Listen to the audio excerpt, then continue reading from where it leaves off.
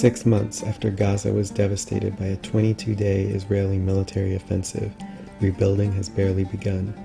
Since 2007, a near-total blockade has kept most goods and supplies out. The UN Relief and Works Agency, responsible for the welfare and development of the refugees that make up 80% of Gaza's population, has felt the effects of this siege in all aspects of their work. Well, the siege is near total in terms of its restriction on supplies allowed into Gaza. In essence, what is allowed to come in are the basic, what they call humanitarian supplies. Other than that, nothing else gets in. There are no supplies allowed in for recovery or reconstruction. We haven't been allowed to bring in any cement or any other supplies for recovery since June 2007. We have the money, it's in our bank account, but we can't actually get the supplies in to get on with that work. The result, of course, is that classes continue to be overcrowded, clinics continue to be overcrowded, and that has a detrimental impact on, again, the quality of human development here. The range of destruction is breathtaking. Schools, health clinics, houses, and the basic infrastructure of both public services and government have been destroyed. The building housing the Palestinian parliament has been reduced to rubble, and legislators are forced to meet in a tent outside. All of the infrastructure was destroyed by the Israeli occupation attacking on Gaza. And all of the factories inside Gaza are closed after this suffocating siege and embargo. There is an intense desire here to rebuild, and there is no shortage of skilled labor. Billions of dollars of aid from countries around the world, including the US, have been pledged. But scarcely a single house has been repaired, and people are still living in tents or with family members or in shelters. كانت هذه الدار يعني كلها مبنية وكلها يعني رسمي كويس ومرتب، الشارع نظيف وكله نظيف، وكانوا يعني نطلع ونشتغل والجيران يعني حبايب مع بعض يطلعوا وينزلوا ودكاكين وكله كويسة كانت. أنا كنت أشتغل خياط، ففيش خياطة اشتغلت فيها، أنا كان لي أغراض في داري هنا كلها راحت مع الدار. هذه يعني شريتها جديد لسه. The siege has devastated Gaza's healthcare infrastructure. During the bombing, at least 16 medical personnel on duty were killed by Israeli weapons, and 22 were injured. Medical facilities across the Strip were targeted, including rehabilitation centers like this one. The health situation in Gaza Strip is a catastrophic situation. You can imagine we are working in the Ministry of Health since 3 years under siege, political siege, financial siege. We are not allowed to get any financial support. We are not even allowed to have an account in the bank. Our patients are not allowed to leave Gaza Strip to be treated abroad. We are talking now about 388 patients who died because they were not allowed to leave Gaza Strip. We are talking about absence of medicine.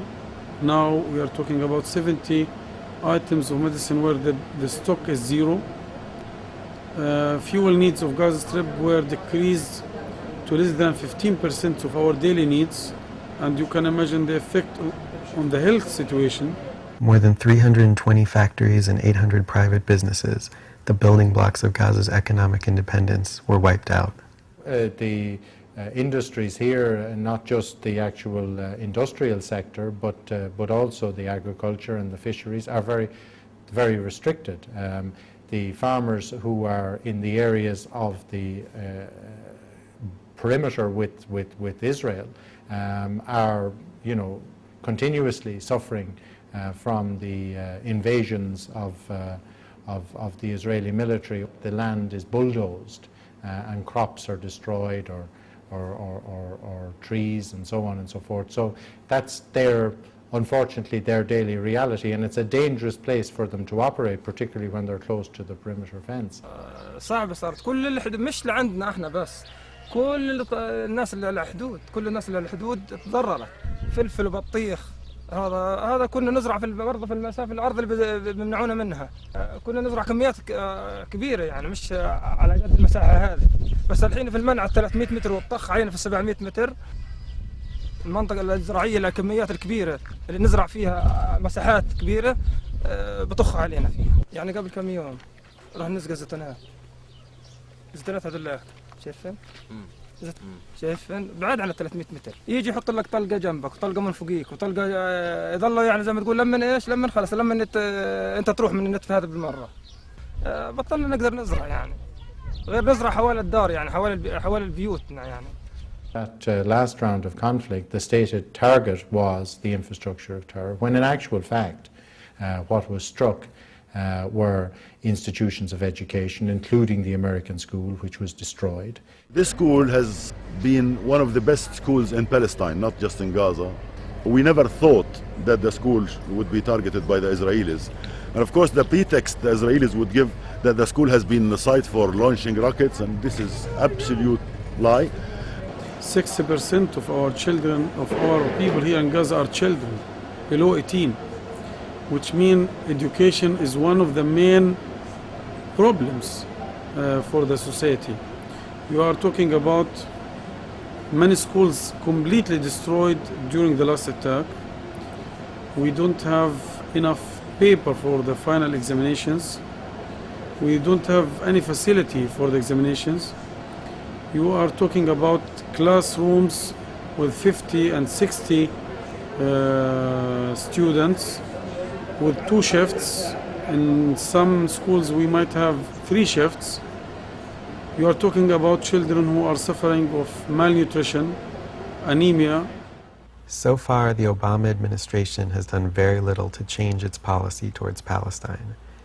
But awareness is rising in the US and around the world, and activists have been working to break the siege and put pressure on the Israeli government through boycott and divestment. With each day, international solidarity grows, while Palestinians remain steadfast in their struggle.